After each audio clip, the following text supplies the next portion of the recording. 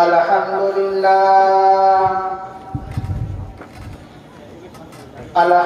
لله نحمده ونستعينه ونستغفره ونؤمن به ونتوكل عليه ونعوذ بالله من شرور أنفسنا ومن سيئات أعمالنا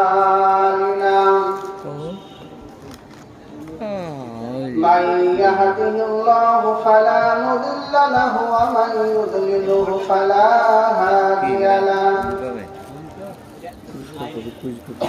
ونشهد أن لا إله إلا الله وحده لا شريك له ونشهد أن سيدنا وسندنا وحبيبنا وحبيب ربنا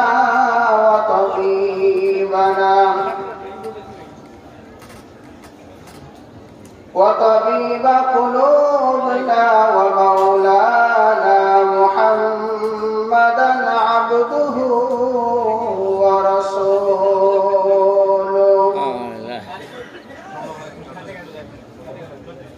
أما بعد فأعوذ بالله من الشيطان الرجيم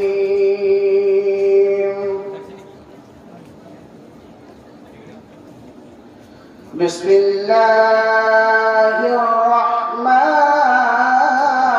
الرحيم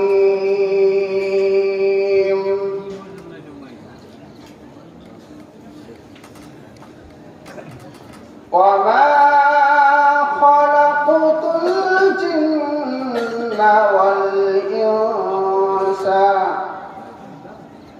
إلا ليعبدون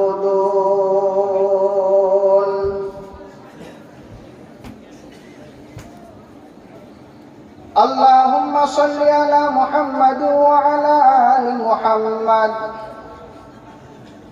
كما صليت على إبراهيم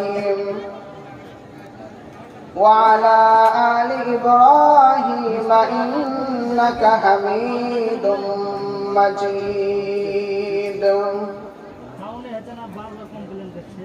اللهم بارك على محمد وعلى آل محمد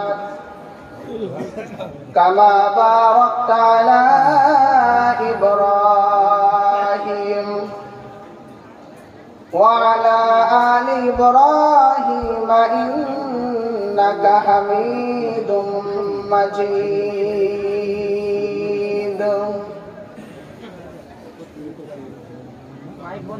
اللهم إني أعوذ بك من شر سمعي ومن شر بصري ومن شر لساني ومن شر قلبي ومن شر مني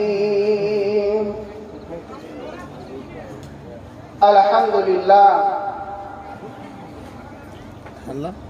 আজকের এই মহতী সভার সম্মানিত সভাপতি সাহেব, আমন্ত্রিত ওলামা ইকরাম, এলাকার জাতির মাথার মুকুট ইমাম সাহেবেরা, আমার সামনে বসে থাকা দিনদার ইমানদার মুসলমান ভাই সকল,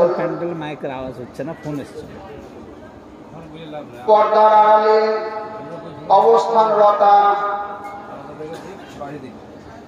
আমার মা ও বোনেরা,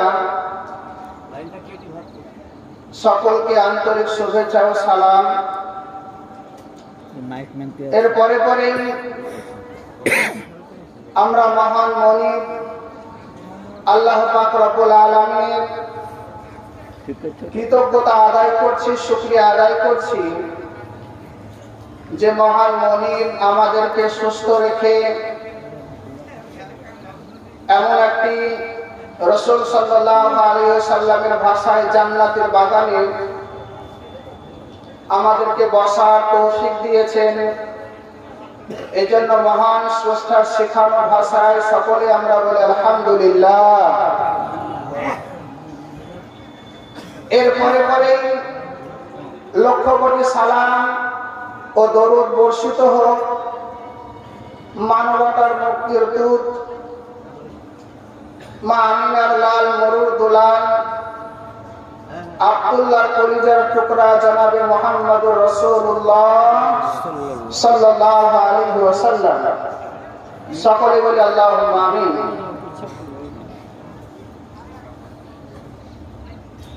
প্রিয় দিনী ভাইরা,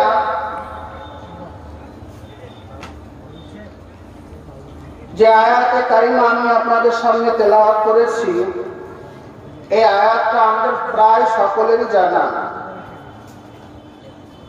সূরা জারিয়াতের আয়াত। আল্লাহ তাআলা এই আয়াতে বলেছেন যে মা খালাকুল জিন্না ওয়াল ইনসা ইল্লা লিয়াবুদুন। আমি মানব মণ্ডলীকে এবং জিন জাতিকে সৃষ্টি করিনি, ইল্লা যে আল্লাহ তাআলা ইস্তেসনা করছেন, বা কিন্তু শুধুমাত্র দাসত্ব করার জন্য, শুধুমাত্র ইবাদত করার জন্যই তাদেরকে পৃথিবীর মধ্যে পাঠিয়েছি। তাহলে আল্লাহ তাআলা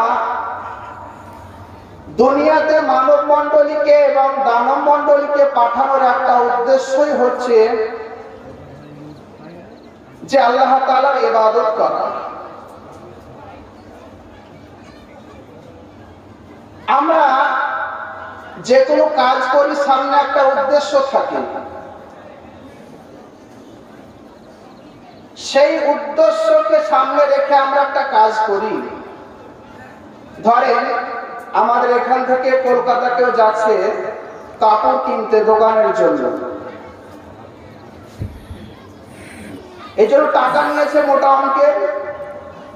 আসল মাকসাদ বা উদ্দেশ্য হচ্ছে বাজার থেকে কাপড় ক্রয় করে কিনে এনে তার দোকানে স্টক করে সেখান থেকে ব্যবসা চালানো। কিন্তু যখন সে সফর শুরু করেছে, এর মধ্যে ঘুগনিওয়ালা, পাপড়ওয়ালা, কাজুওয়ালা উঠছে, তখন এই ব্যক্তি করছে কি, টাকা যে পুঁজি নিয়ে যাচ্ছে সেখান থেকে ভাঙতে শুরু করেছে আর খেতে শুরু করেছে। এক পর্যায়ে খেতে খেতে যেতে যেতে খেতে খেতে এরকম করতে করতে তার যে আসল উদ্দেশ্য ব্যবসার কাপড় কিনা, সেই টাকা কিন্তু ফুরিয়ে ফেলেছে। কি করেছে? ফুরিয়ে ফেলেছে। বলুন তো, এই মানুষটা বাজারে গিয়ে কাপড় কিনতে পারবে? আর তার যে আসল একটা টার্গেট ছিল, মাকসাদ ছিল কাপড় কিনা, যে পুঁজি দিয়ে সে কাপড় কিনবে সেই পুঁজিটাকে নষ্ট করেছে। অতএব এই ব্যবসায়ী সফলতা নয়, সফলকামী ব্যবসায়ী নয় যেই ব্যক্তি নিজের উদ্দেশ্যকে ভুলে যায়, নিজের প্রয়োজনকে মিটাতে দিয়ে। অর্থাৎ খাওয়া দাওয়া, ঘুম, এগুলো হচ্ছে মানুষের প্রয়োজন, কিন্তু আল্লাহ তাআলা বলেন আসল উদ্দেশ্য হচ্ছে তার ইবাদত করা। কি করা?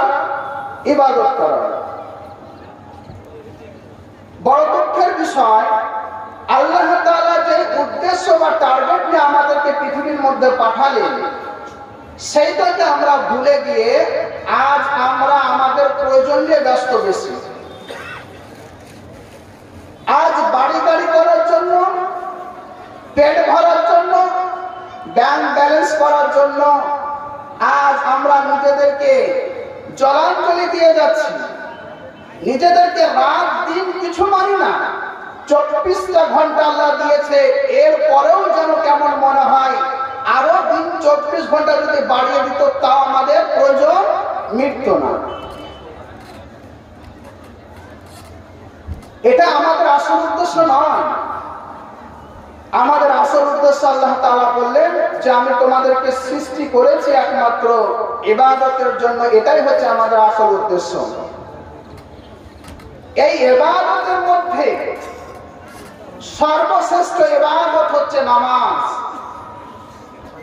আল্লাহ তাআলার কাছে আমার গোলামীর পরিচয় দেওয়ার সর্বশ্রেষ্ঠ ইবাদত হচ্ছে নামাজ। ঈমানের পরে পরে সর্বশ্রেষ্ঠ ইবাদত নামাজ। এজন্য আল্লাহ তাআলা কোরআনের ভিন্ন ভিন্ন জায়গায় জানিয়েছেন যে ঈমানের পরে পরে নামাজকে তোমরা কায়েম করো। ঈমানের পরে পরে নামাজকে কায়েম করে, যেমন আল্লাহ তাআলা সূরা বাকারার শুরুতে আল্লাহ তাআলা বলেছেন, আল্লাহ পাক রব্বুল আলামিন কোরআনে কারীমের মধ্যে জানিয়েছেন, যালিকাল কিতাবু লা রাইবা ফীহি হুদাল লিল মুত্তাকিন। আল্লাহ পাক রব্বুল আলামিন কোরআনে হাকিমের শুরুতেই বললেন, যালিকাল কিতাব আও হাযাল কিতাব,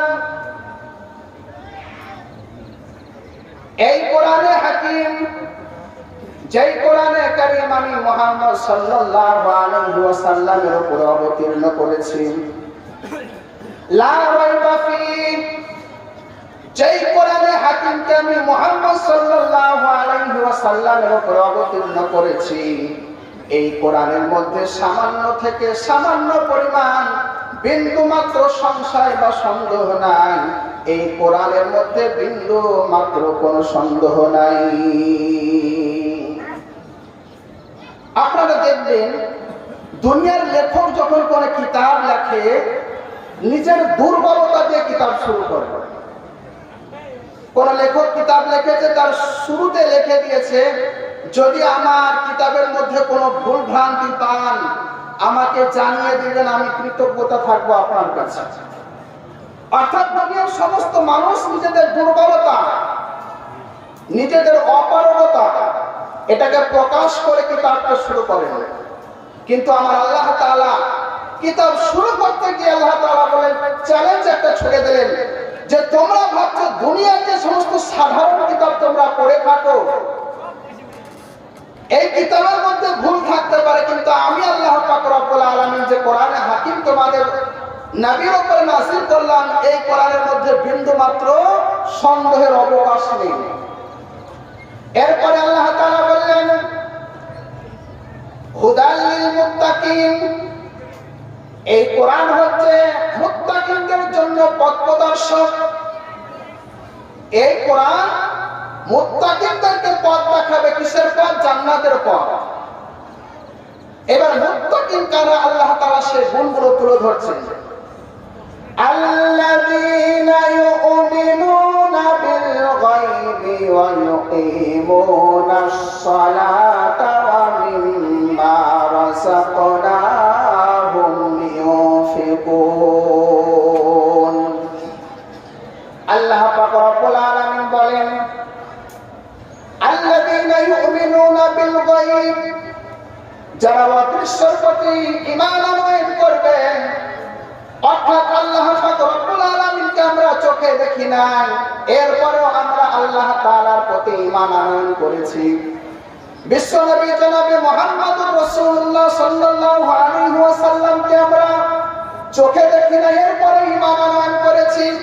কবরের আযাবকে আমরা দেখি নাই, এরপরেও আমরা সত্য বলে বিশ্বাস করেছি। ফেরেশতাদেরকে দেখি নাই, এরপরেও আমরা ওই জিনিসটাকে আমরা বিশ্বাস করে নিয়েছি। জান্নাত জাহান্নাম দেখি নাই, এরপরেও আমরা এই জিনিসগুলোকে কবুল করে নিয়েছি, বিশ্বাস করে নিয়েছি। এটাই হচ্ছে অদৃশ্যের খবর, এটাই হচ্ছে গায়ব। আল্লাহ তাআলা বললেন, আল্লাযীনা ইউমিনুনা বিল গায়বি, যারা অদৃশ্যের প্রতি ঈমান আনবে, এরাই হচ্ছে মুত্তাকিনদের এক নম্বর গুণের বৈশিষ্ট্যের অধিকারী। অর্থাৎ মুত্তাকি তারা যারা ঈমান আনয়ন করবে। এরপরে ঈমানের পরে পরে যে জিনিসটা আল্লাহ তাআলা প্রাধান্য দিয়েছেন, অগ্রাধিকার দিয়েছেন, আল্লাহ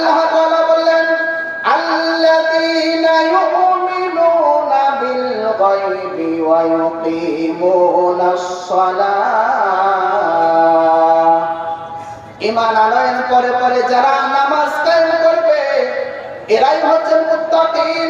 আর এদের জন্যই কোরআন জান্নাতের পথ দেখাবে। অর্থাৎ কোরআনে কারীম স্পষ্ট ভাবে জানিয়ে দিল ঈমানের পরে পরে যে জিনিসটা আমার জন্য আবশ্যক হয়ে যায়, ঈমান আনয়ন করার পরে পরে যেই জিনিসটা আমার জন্য বাধ্যতামূলক হয়ে যায় তার নাম হচ্ছে নামাজ। নামাজ ঈমান আনয়নের পরে পরে আমাকে নামাজ পড়তেই হবে। যেই মুসলমানের নামাজ নাই তার দিনের মধ্যে, ইসলামের মধ্যে তার কোনো অংশ নাই, তার দিনের মধ্যে কোনো অংশ নাই।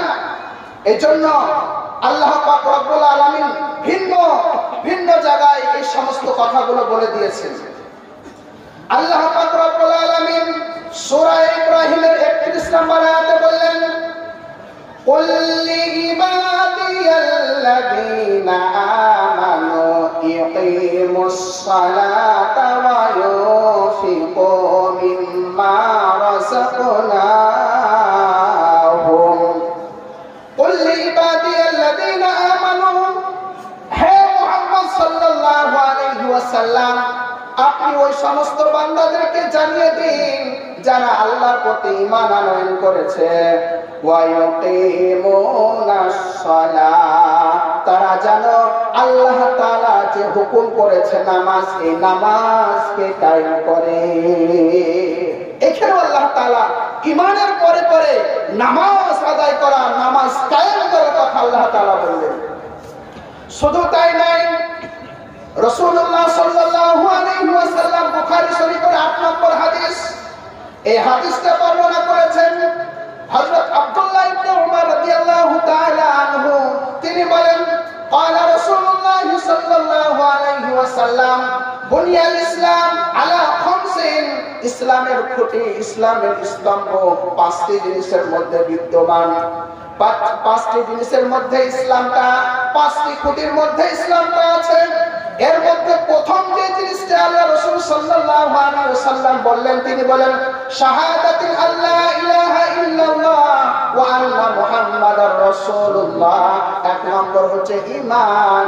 এরপরে আল্লাহ রাসূল বললেন ওয়া ইকামিস সালাহ, 2 নম্বর হচ্ছে নামাজ।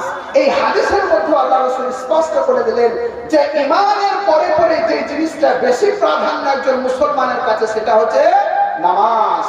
কারণ কাল কিয়ামতের দিন আল্লাহ পাক রব্বুল আলামিন যে জিনিসটা ঈমানের পরে হিসাব নেবেন সেই জিনিসটার নাম হচ্ছে নামাজ। কি বলেন তো? ঈমানের পরে পরে আল্লাহ তাআলা যে জিনিসটার হিসাব নেবে সেই জিনিসটার নাম হচ্ছে নামাজ। সাইয়্যিদুল মুহাদ্দিসিন হযরত আবু হুরায়রা রাদিয়াল্লাহু তাআলা আনহু, নাসাই শরীফের বর্ণনা, আল্লাহর রাসূলের সাহাবী বলেন, সামি'তু রাসূলুল্লাহ সাল্লাল্লাহু আলাইহি ওয়াসাল্লাম ইন্না আউওয়ালা মা ইউহাসাবু বিহি ইয়াউমাল কিয়ামাতি সালাহ। কিয়ামতের দিন যেই জিনিসটার সর্বপ্রথম ঈমানের পরে পরে হিসাব নেওয়া হবে তার নাম হচ্ছে নামাজ। নামাজ কিয়ামতের দিন ঈমানের হিসাবের পরে পরে নামাজের হিসাব নেওয়া হবে। এই জন্য একজন মুসলমানের কাছে নামাজের গুরুত্ব অপরিসীম। নামাজ আল্লাহ রাসূল ভিন্ন এক হাদিসের মধ্যে বললেন যে একজন মুসলমান এবং একজন কাফেরের যে জিনিসটা পার্থক্য সৃষ্টি করে সেটা হচ্ছে নামাজ। একজন মুসলমান নামাজ ছাড়বে না, একজন কাফের নামাজ পড়বে না। অথচ আজ আমাদের সমাজের মধ্যে মুসলমান মুখে দাবি করি, অথচ হাজারো মানুষ পাওয়া যাবে যারা সালাত বা নামাজ আদায় করে না। এই জন্য আমাদের নামাজ না পড়ে যেতে আমরা মুসলমান দাবি করি, এটা আমাদের দাবি করা এক বৃথা।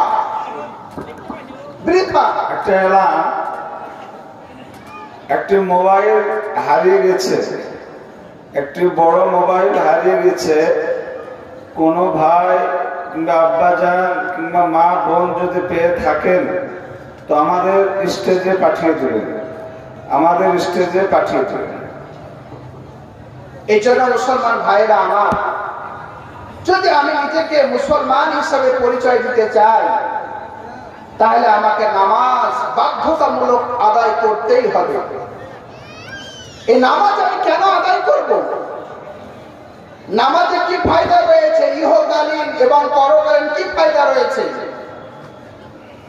নামাজ আদায় করলে আমরা অনেক কিছু ফায়দা পাবো, সেগুলো আমাদেরকে জানতে হবে। আমাদেরকে এগুলো না জানলে পরে হবে না। একজন মুসলমান আজ পর্যন্ত কালেমা কালাম জানে না, নিজের নবীর নাম পর্যন্ত জানে না। আমাদের ধর্মে যে গ্রন্থ রয়েছে কোরআনে হাকিম, সেই কোরআনে হাকিমের নাম জানে না।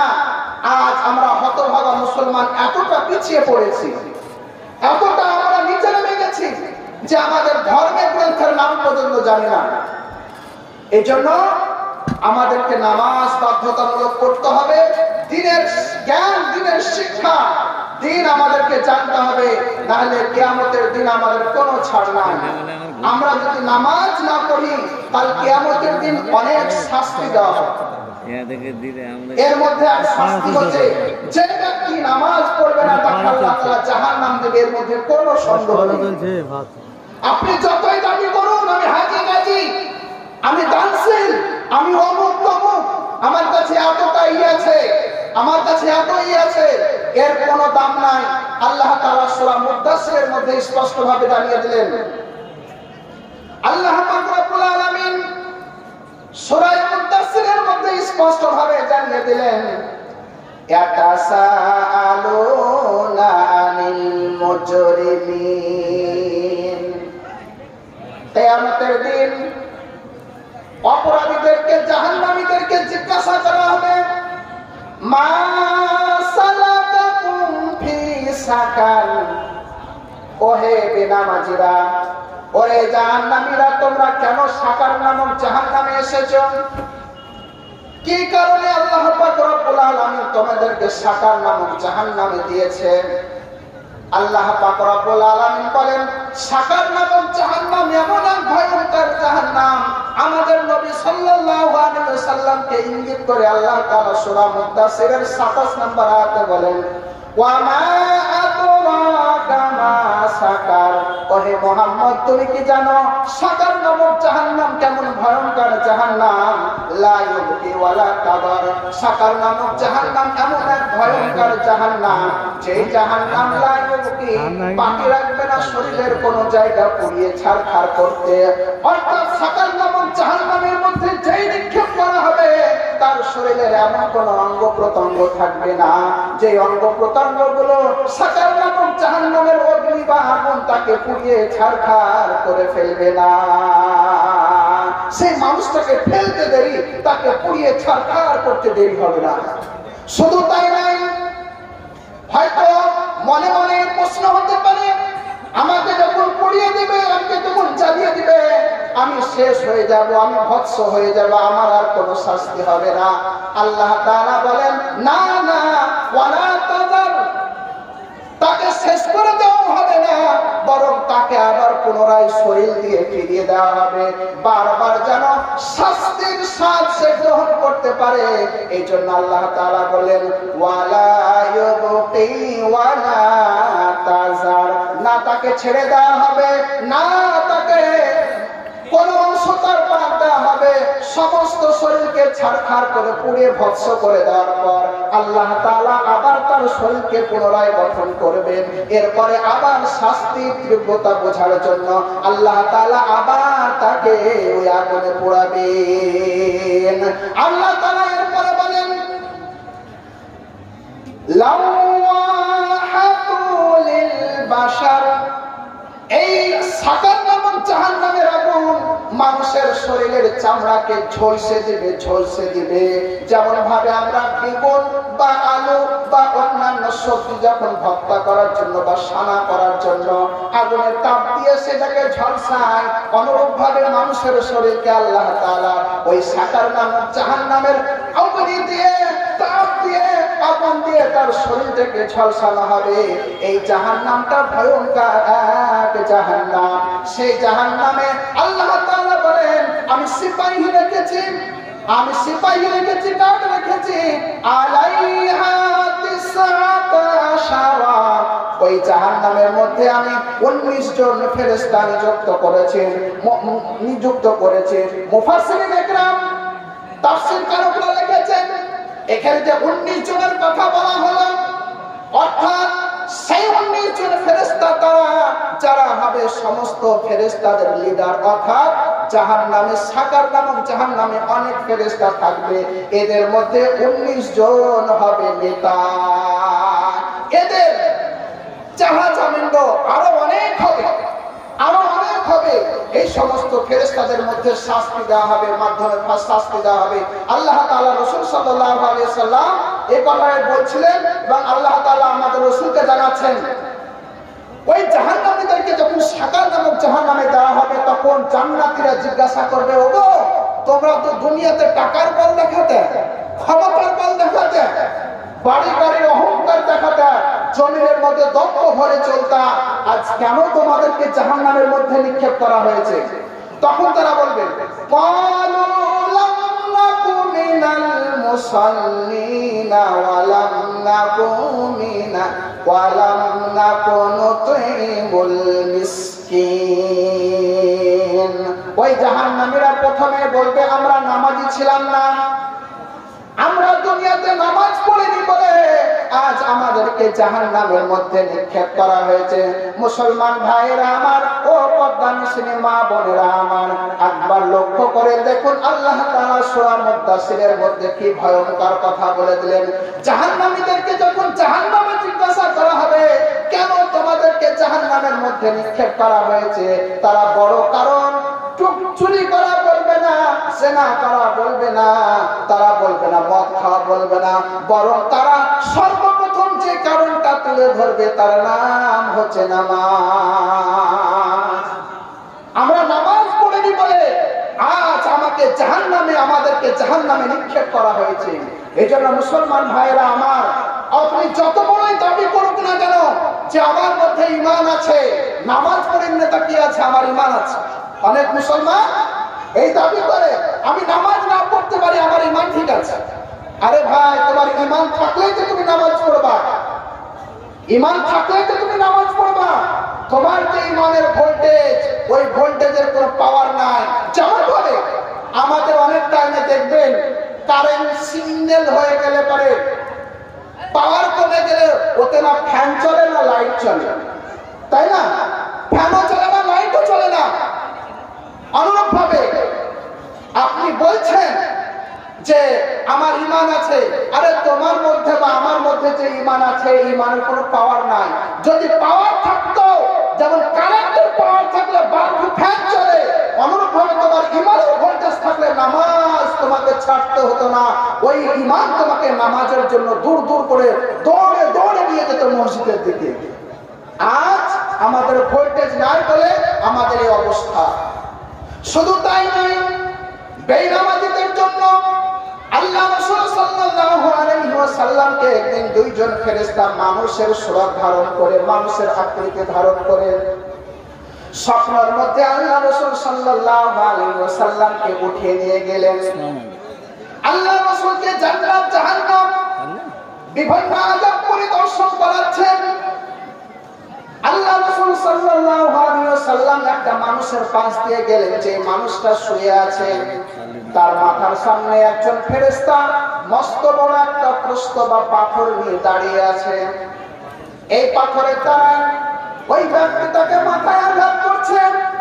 মাথায় আঘাত করার সাথে সাথে তার মাথাগুলো চূর্ণ বিচূর্ণ হয়ে যাচ্ছে, মাথা যেন চূর্ণ বিচূর্ণ টুকরো বিটুকরো হয়ে যাচ্ছে। আল্লাহ রাসূল সাল্লাল্লাহু আলাইহি ওয়াসাল্লাম বললেন, ওগো ফেরেশতারা, কেন এই ব্যক্তিকে শাস্তি দেওয়া হচ্ছে? কি কারণে এই ব্যক্তিটাকে এরকম শাস্তি দেওয়া হচ্ছে? শুধু তাই নয়, একবার আঘাত করার পরে মাথাটা চূর্ণ বিচূর্ণ হওয়ার পরে ওই মাথায় পাথরটা লাগার পরে পাথরটা যখন দূরে গড়ে যাচ্ছে, ওই পাথরটা যখন ফেরেশতা আবার বহন করে নিয়ে আসছে, পুনরায় ওই জাহান্নামীর ব্যক্তি মাথাটা পুনরায় ঠিক হয়ে যাচ্ছে। আল্লাহ রাসূল বললেন, ও ফেরেশতারা, কি ব্যাপার, এরকম কেন হচ্ছে? আল্লাহ রাসূল সাল্লাল্লাহু আলাইহি ওয়াসাল্লামের জবাবে ফেরেশতারা বলে, আম্মাল্লাযী ইউসলাকু রাসুহু বিল হাজার, ও রাসূল সাল্লাল্লাহু আলাইহি ওয়াসাল্লাম, এই ব্যক্তির মাথাটাকে এই জন্য চূর্ণ বিচূর্ণ করা হচ্ছে কারণ ফাইন্নাহু ইয়াকুতুল কুরআন, এই ব্যক্তি দুনিয়াতে কোরআনকে মুখস্থ করেছিল, কোরআনের জ্ঞানকে বুকের মধ্যে ধারণ করেছিল, কিন্তু কোরআনকে মুখস্থ করার পর, কোরআনের জ্ঞানকে ধারণ করার পর সে ব্যক্তি আমল করেনি, সে কোরআনকে ভুলে গিয়েছিল, আমলকে ভুলে গিয়েছিল। এই জন্য আল্লাহ পাক রব্বুল আলামিন তাকে আজ পাথরের গাদায় চূর্ণ বিচূর্ণ করে দিচ্ছে। এরপরে আল্লাহ রাসূল সাল্লাল্লাহু আলাইহি ওয়াসাল্লামকে বললেন, শুধু তাই নয়, কোরআন ভুলে যেত এই জন্যই নয়, বরং সেই ব্যক্তি করতে ওয়ায়ানামু আনিস সালাতিল মাকতুবা, এই ব্যক্তি ফরজ নামাজ ছেড়ে দিয়ে, 5 ওয়াক্তের নামাজ ছেড়ে দিয়ে, আল্লাহ তাআলা আমাদের উপর ফরজ করেছেন এই 5 ওয়াক্তের নামাজকে ছেড়ে দিয়ে সে ঘুমিয়ে থাকতো। এই জন্য আল্লাহ পাক রব্বুল আলামিন ফেরেশতাদের মাধ্যমে তার মাথাটাকে চূর্ণ বিচূর্ণ করছে। তাহলে জাহান্নামে গিয়ে যে মাথা চূর্ণ বিচূর্ণ করা হবে কেন? বেনামাজি, নামাজ না পড়ার কারণে শাস্তি দেওয়া হবে। এই জন্য ভাই মুসলমান, নামাজ ছাড়িয়েন না, নামাজ ছাড়িয়েন না। নামাজ যার নাই তার ইসলামে কোনো অংশ নাই। নামাজ যার নাই তার মুসলমান দাবি করা বৃথা। নামাজ আপনি পড়ুন, নিজের পরিবারের মানুষকে নামাজ পড়ান, নিজের স্ত্রীকে নামাজ পড়ান, নিজের সন্তান সন্ততিদেরকে নামাজ পড়ান, তবে আপনি একজন মুসলমান দাবি করতে পারেন। আর যদি আপনি না পারেন তাহলে আপনার এগুলো দাবি করা বেকার। 3 নম্বর, যারা নামাজ না পড়বে কাল কিয়ামতের দিন তারা সব থেকে অপমানিত হবে বেশি। আল্লাহ তাআলা সূরা কলামের 22, 42 থেকে 43 নম্বর আয়াত আল্লাহ তাআলা স্পষ্ট জানিয়ে দিয়েছেন। আল্লাহ রাব্বুল আলামিন বলেন, ইয়াউমা ইউকশাফু আন শাকির ওয়া ইউদআউনা ইলাস সুজুদি ফালা ইয়াস্তাতিউন। কিয়ামতের দিন আল্লাহ পাক রব্বুল আলামিন যেই দিন নিজের পায়ের গোছাকে উন্মোচিত করে দিবেন, সেই দিন সমস্ত মানুষ আল্লাহ পাক রব্বুল আলামিনের সামনে সিজদায় নত হয়ে পড়বে। বুখারী শরীফের বর্ণনা এসেছে, আল্লাহ পাক রব্বুল আলামিনের পা সেদিন উন্মোচিত হবে এবং সমস্ত মানুষ আল্লাহ তাআলার পায়ে সিজদায় পড়ে যাবে। কিন্তু কিছু কিছু মানুষকে আল্লাহ পাক রব্বুল আলামিন সিজদা করার জন্য বলবে, তারা সিজদা করতে পারবে না। আল্লাহ তাআলা বললেন, ইয়াদউনা ওয়া ইয়াদউনা ইলাস সুজুদি, তাদেরকে সিজদার জন্য ডাকা হবে, কিন্তু ফালা ইয়াস্তাতিউন, তারা সিজদা করতে পারবে না। বুখারী শরীফের বর্ণনার মধ্যে রাসূল সাল্লাল্লাহু আলাইহি ওয়াসাল্লাম বলেন, যখন ওই বেনামাজিরা সিজদা করার জন্য ঝুঁকতে যাবে, সিজদা করতে যাবে, তখন তাদের পা গুলো, শরীরগুলো কাঠের মতো শক্ত হয়ে যাবে, ঝুঁকবে না। যেমন ভাবে বাসটা স্ট্রং হয়ে দাঁড়িয়ে আছে, খাড়া হয়ে দাঁড়িয়ে আছে, সেই দিন বেনামাজিরা স্ট্রং হয়ে খাড়া হয়ে দাঁড়িয়ে থাকবে, ঝুঁকতে চেষ্টা করবে কিন্তু ঝুঁকতে পারবে না। কি ব্যাপার, কি ব্যাপার? কারণ তারা দুনিয়াতে কোনোদিন নামাজ পড়তো না, এই জন্য আজ কিয়ামতের দিনও নামাজ পড়তে পারছে না। দুনিয়াতে নামাজ পড়বে না, এই জন্য কিয়ামতের দিন তাদের পিঠ পুজো হবে না, পিঠ গুলো ভাঁজ খাবে না সিজদার জন্য, রুকুর জন্য। সেই দিন এই বেনামাজিদের অবস্থা কি হবে? আল্লাহ তাআলা বলেন, খাশিয়াতান আবসারুহুম, তাদের চক্ষুদ্বয়, তাদের চোখ দুটো অবনত হয়ে যাবে, লজ্জায় মাথা হেট হয়ে যাবে, মাথা নিচু হয়ে যাবে। শুধু তাই নয়, তারহাকুহুম যিল্লাহ, তাদেরকে অপমান চারিদিক থেকে ঘেরাও করে নেবে যে এই ব্যক্তি নামাজ পড়েনি, এই নামাজ না পড়ার কারণে আজ দুনিয়ার মধ্যে যদি আমাকে একটা মানুষের সামনে অপমান করে, আমি কতটা লজ্জা বোধ করি, কতটা আমি নিজের শ্রদ্ধা বোধ করি, আমি নিজেকে ছোট ভাবি। কিন্তু কাল কিয়ামতের দিন একজন দুইজন মানুষ নয়, আদম আলাইহিস সালাম থেকে শুরু করে নিয়ে ইসরাফিল আলাইহিস সালাম যেই দিন মাসির সিংহায় ফুঁক দিবেন সেই দিন পর্যন্ত যারা জন্মগ্রহণ করবে যত মানুষ থাকবে, কাল কিয়ামতের দিন সমস্ত মানুষ এক জায়গায় জমাকৃত থাকবে। ওই জায়গায় যারা বেনামাজি সিজদা করতে পারবে না, সমস্ত মানুষ দেখবে এরা বেনামাজি, তখন তাদের চোখগুলো নিচু হয়ে যাবে, মাথা নিচু হয়ে যাবে এবং নিজেরা নিজেদেরকে এতটা অপমান ভাববে যে লজ্জায় তারা মাথা নত করে দিয়ে তারা ভাববে যে আমরা দুনিয়ায় নামাজ পড়ে নিয়ে এই জন্য আখিরাতে অপমান হচ্ছি, এই জন্য আমাদের মতো ছোট আমাদের মতো অপমানিত আর কেউ নাই, এই জন্য তাদের মাথাগুলো সেদিন নত হয়ে যাবে। এই জন্য মুসলমান ভাইরা আমার, ওই কিয়ামতের দিন সমস্ত মানুষের কাছে যেন আমার মাথা নত না হয়, মাথা যেন ছোট না হয়ে যায়, আমি যেন অপমানিত না হয়, এই হাত থেকে যদি বাঁচতে চাই তাহলে আমাদেরকে নামাজ পরিত্যাগ করা যাবে না, সালাত পরিত্যাগ করা যাবে না, আমাদেরকে নামাজ বাধ্যতামূলক ধরতে হবে। আর একটা আমি শাস্তির কথা বলে আমি আগে বাড়বো ইনশাআল্লাহ। যদি কেউ দুনিয়াতে নামাজ না পড়ে, সূরা তাহার মধ্যে আল্লাহ তাআলা স্পষ্ট ভাবে জানিয়েছেন 124 নম্বর আয়াতে আল্লাহ তাআলা বলেন, ওয়ামান আ'রাদা আন যিকরি, যে ব্যক্তি আমার স্মরণ থেকে মুখ ফিরিয়ে নেবে।